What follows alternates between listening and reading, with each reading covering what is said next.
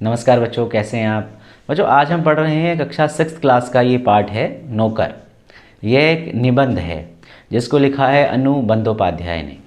अनु बंदोपाध्याय जो हैं, जिनका जन्म 1917 में हुआ था, ये स्वतंत्रता आंदोलन के समय गांधी जी के साथ थीं और सामाजिक कार्यों में भी ये गांधी जी के साथ रहीं।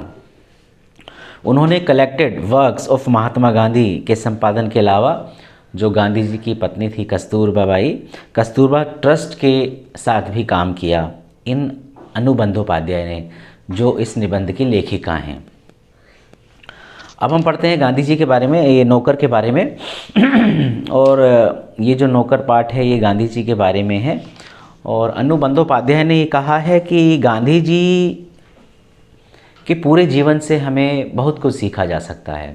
हम सब जानते हैं कि गांधी जी का जन्म 2 अक्टूबर 1869 को पोरबंदर में हुआ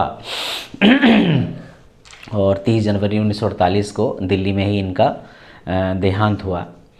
हम जानते हैं कि गांधी जी ऐसे समय में भारत में आए जब भारतीय जनता अंग्रेज़ों से त्रस्त थी, पस्त थी।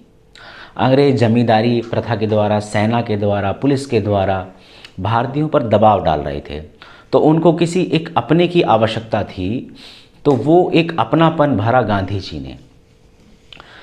जी ने लोगों में ये विश्वास भरा कि आप डरिए मत, आप भय मुक्त रहिए, और उन्होंने इसके लिए हथियार उन्हें दिया, सत्य और अहिंसा का।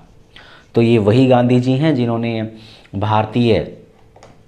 भारत को स्वतंत्र कराने में एक महत्वपूर्ण भूमिका निभाई। आइए हम पढ़ते हैं अनु बंदोपाध्याय द्वारा लिखित ही निबंध। बच्चों अब इसके प्रश्नोत्तर करते हैं। प्रश्नोत्तर आप अपनी कॉपी में भी कर सकते हैं यहाँ से देखकर। पहला प्रश्न है, आश्रम में कॉलेज के छात्रों से गांधी जी ने कौन सा काम करवाया और क्यों। तो इसका उत्तर है, आश्रम में कॉलेज से आए छात्रों को अपने अंग्रेज़ी भाषा के ज्ञान पर बड़ा गर्व था। जो कॉलेज से आए थे उस वक्त बड़ा अच्छी इंग्लिश बोलते हैं, है ना। तो उन्होंने गांधी जी से कुछ सेवा के लिए पूछा कि हम क्या करें। तो गांधी जी ने उन्हें गेहूं बीनने को कहा ताकि वे छात्र श्रम का महत्व समझ सकें और उनका घमंड दूर हो सके। तो इसका मतलब ये है कि जो कॉलेज से छात्र आए थे वो सोचे थे कि हम बहुत अच्छी अंग्रेज़ी जानते हैं, तो अंग्रेज़ी में कुछ वार्तालाप करेंगे और गांधी जी हमें कुछ ऐसा ही काम देंगे। लेकिन गांधी जी उस बात को ताड़ गए, समझ गए, और गांधी जी ने जो है ना उनका अहंकार दूर करने के लिए उनसे कहा कि भाई श्रम का महत्व जानो, ज़रा ये गेहूं बीन देंगे आप तस्तरी में से। तो उन्होंने काम किया, 1 घंटे तक काम किया और उसके बाद थक गए, विदा मांग कर चले गए।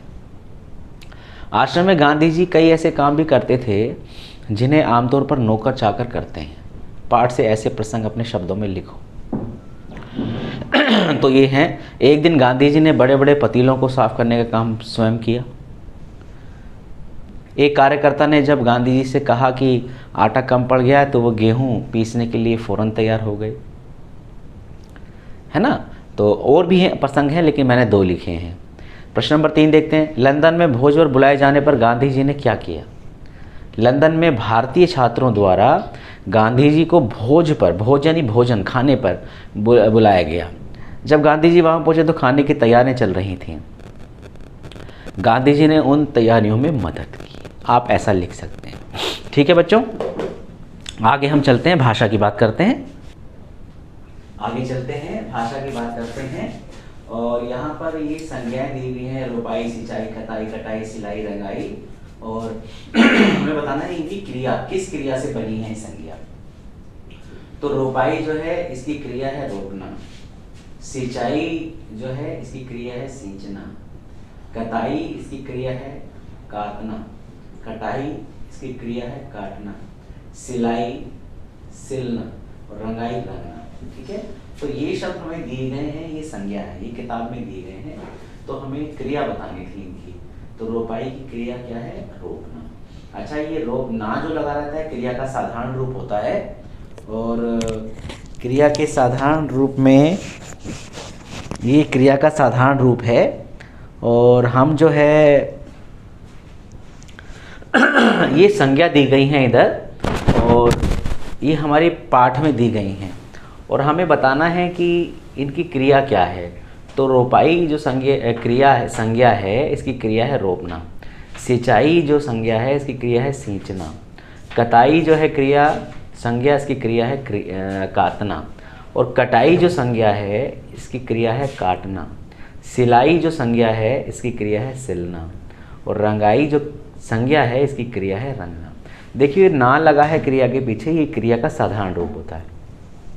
चलना, दौड़ना, भागना, उठना, बैठना, सोचना, ये सारा सा है ना जो ना लगाई पीछे क्रिया का साधारण रूप है ना। सिंचाई जैसे ना लगाए सींचना, सींच ना हटा दें तो ये धातु रूप बन जाएगा। कातना में ना हटाए कात, धातु रूप हो जाएगा, मूल रूप जिसे संस्कृत में कहते हैं। ठीक है, तो ये संज्ञा थी, हमें क्रिया बतानी थी, हमने बता दी। ठीक है बच्चों, आगे चलते हैं। वाक्य प्रयोग करना है इन्हीं का। तुरपाई, जैसे कुर्ते के निचले हिस्से की तुरपाई की जाती है ना, जो लेडीज़ पहनती नीचे तुरपाई होती है उसमें। बखिया है ना, मशीन से लगाई बखिया पक्की होती है। बखिया भी कहते हैं सिलाई को, जो महीन सिलाई होती है, मजबूत सिलाई है ना उसे कहते हैं बखिया। सिलाई जो होती है, कपड़े पर सिलाई होती है बखिया। कच्ची सिलाई, सूट पर पहले कच्ची सिलाई की जाती है जो आप कोट पैंट पहनते हैं। चोर सिलाई, कमीज़ के अंदर की तरफ जेब लगाने के लिए चोर सिलाई की जाती है। आप कोई भी वाक्य बना सकते हैं जो पूर्ण हो, अर्थ प्रदान करे, ठीक है, और जिसका जो है पद क्रम ठीक हो, वाक्य कहलाता है। आगे ये दिया है इनके लिंग बताने हैं आपको, है ना, स्त्रीलिंग है कि पुल्लिंग है। ये शब्द हमारी पाठ में दिए गए हैं, जो निबंध हमने पढ़ा है अभी। ये नौकर अनुबंधोपाध्याय ने लिखा है। कालिक स्त्रीलिंग है ना। रोशनी स्त्रीलिंग, भराई स्त्रीलिंग, सेवा स्त्रीलिंग, चक्की स्त्रीलिंग, पतीला पुल्लिंग। देखो ये लिंग पहचानने के लिए हमें सबसे बड़ा क्या काम करना होता है, हम ये जो शब्द हैं इन्हें वाक्य में प्रयोग करते हैं। जैसे हमें किसी की सेवा करनी चाहिए, देखो जो क्रिया आखिरी में आई ना वो स्त्रीलिंग आई, तो ये सेवा पता चलता है कि स्त्रीलिंग है। कालिक पोतना कालिक पोतदी है ना, जो हम ऐसे कोई सेंटेंस बोलते हैं तो उसमें क्रिया स्त्रीलिंग आई, तो इससे पता चलता है कि कालिक जो है स्त्रीलिंग है। तो कुल मिला पतीला पुल्लिंग लिखा है मैंने, बाकी सारा स्त्रीलिंग है ये देखो ना। बड़ा पतीला दे दो है ना, बड़े पतीले में सब्जी बनाओ है ना। तो जो हम क्रिया आखिरी में प्रयोग कर रहे हैं वो सारी की सारी जो है पुल्लिंग है ना। तो इसलिए पता चलता है कि पतीला पुल्लिंग है। अर्थात वाक्य बना के हम इन शब्दों को पहचान सकते हैं कि ये पुल्लिंग है कि ये स्त्रीलिंग है। ठीक है, तो ये हमारा पाठ आज रहा, इसके प्रश्न उत्तर आप कर सकते हैं। और ये वीडियो कैसी लगी, अच्छी लगी तो लाइक करें, और चैनल पे पहली बार हैं तो सब्सक्राइब करें और शेयर भी करें। थैंक यू बच्चों।